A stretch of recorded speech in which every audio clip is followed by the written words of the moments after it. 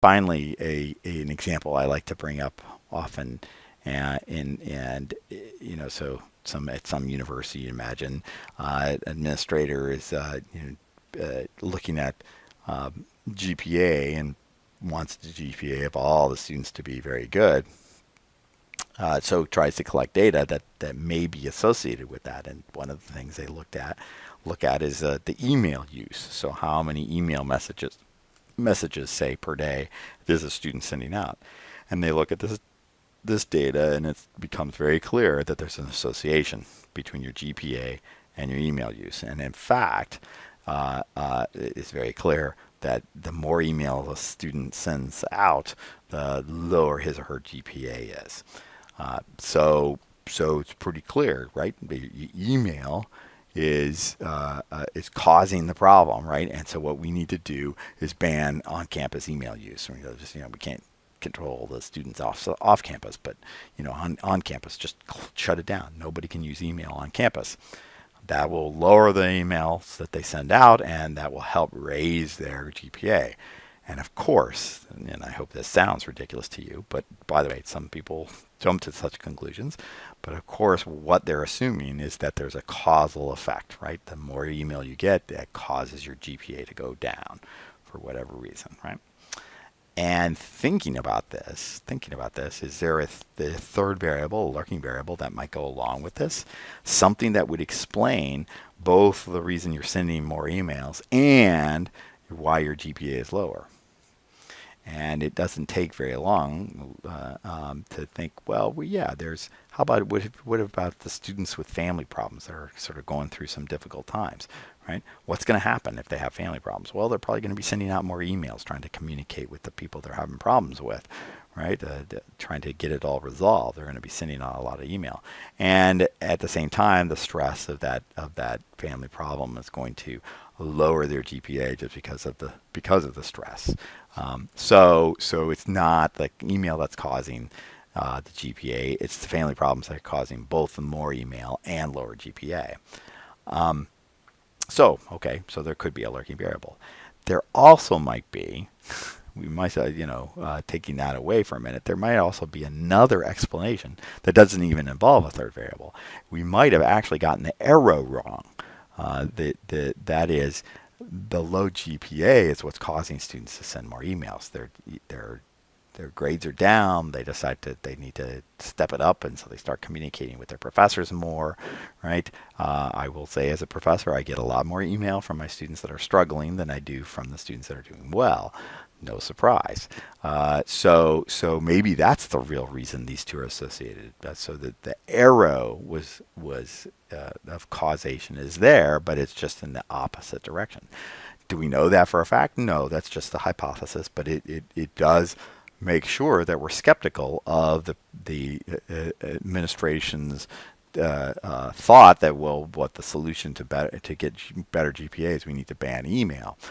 Because they're assuming that the arrow goes left to right, and maybe it's actually going right to left. So banning the email wouldn't have any effect on the GPAs. It might even bring them down further, right? In that case, I want to do one last thing about causation and just being skeptical of conclusions drawn from these associations. The associations are there. That's not a question. It's just what causes what, and one of the ways to see that we ought to be skeptical at all times and be thinking things through is something called, the statisticians called Simpson's paradox. And so here's a scenario. I've got these two pilots, Mo and Jill, and they're up for promotion. And of course, for an airline, one of the most important things that a pilot can do is get their plane to the destination on time. So the data is mined from the database in the airport and from the airline, and it turns out that Mo edges Jill out. He's flown 120 flights. 100 of those have been on time, where Jill, she's flown also 120 times, but only 94 of her flights have been on time. So he's slightly better. So he should get the promotion and the raise and all of that stuff. Um, that seems to indicate one thing. But under these blue boxes, I actually have things broken down a little bit. First of all, I have the time of day that the flights took place. There's day flights and night flights. Um, and so if I look at just the day flights, it turns out that Mo, he flew 100 day flights and had 90% of them on time. So that's 90%.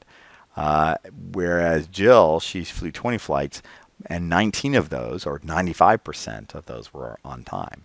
So actually, if I look at just day flights, Jill is actually doing a little bit better than Mo. So maybe but come on. The overall was Mo was doing better, right? Mo beat out Jill overall. So in the daytime, yeah, she edges him out slightly, but that's not a big deal. But what about night? Well, look at this: 20 flights at night Mo flew, and he only got 10 of them on time. So that's a 50% on time rate, and which is pretty low. But of course, night flights are more difficult to get on time. So no surprise. And then Jill, yeah, she was a little tougher in nighttime flights. She flew 100 night flights, and 75 of them were on time. So that's a 75% on time performance at night flights. And so sure, her on time performance went down a little bit. But if I look at who did better at night flights, what's the answer? Clearly Jill. She did better. Wait a second.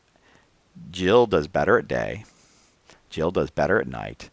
But overall, Mo does better. How is that even possible? And this is why it's called a paradox, Simpson's paradox. That seems to be conflicting. How can you do better in every single category and yet overall do worse? And it happens. It's pretty rare, uh, um, but it does come up every once in a while. It has to happen under certain circumstances, and I want to just point out briefly what's going on. One aspect of that. One is that there has to be, in some sense, two very unlike categories. Day flights and night flights are very different in terms of on-time performance, right? I mean, it just for everybody, for every pilot, daytime's easier than night. So those two things are very unlike, and I'm actually, in some sense, lumping those two unlike things over in the overall category. So that's a little bit problematic. I got to be careful about that. Um, but on top of that, I have to actually have a difference between the two pilots. Notice that Mo did most of his flights during the day, and Jill did most of her flights during the night. And so what's really happening in the overall is that the predominance of night flights is hurting Jill, and the predominance of day flights is helping Mo. And so I get this sort of reversals of fortune if I look at each of the categories and compare that to the overall rate. And that's how Simpson's paradox crops up. There is actually one, and our book actually describes it briefly.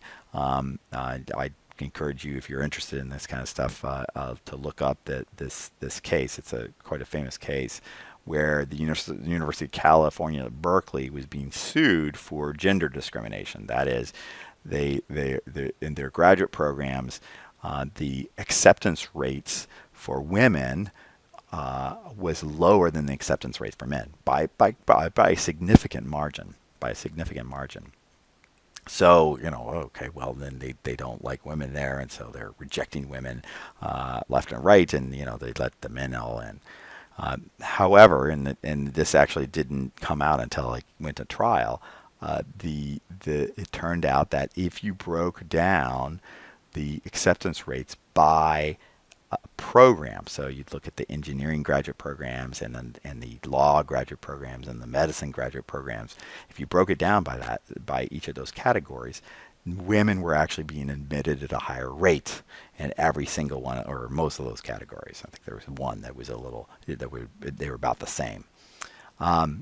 So what was going on? Why did the women then have an overall lower acceptance rate? And it turns out that the women were applying predominantly to the hard to get into programs, right? They would apply to the law school and they would apply to the medical school, which has a very high rejection rate. And the men applied there, but they also apply to some of the easier programs to get into. Graduate programs in engineering are actually not that hard, in some general sense, not that hard to get into if you have the right credentials, because there aren't a whole lot of people, like wanting to get into them like there is in a medical school, right? There's tons of applicants for medicine, not that many applicants for engineering. But it turns out that women weren't applying to the engineering schools, they were applying to the hard programs. And so that was hurting their overall acceptance rate. Anyway, I'll let you look into that some more. So I just want to finish this out just by saying, for these reasons, we need to be skeptical about associations. We need to look for them for sure, but we need to be skeptical and be careful about jumping to conclusions about what's causing what and how, what actions we should take based on the conclusions that are coming out of the data.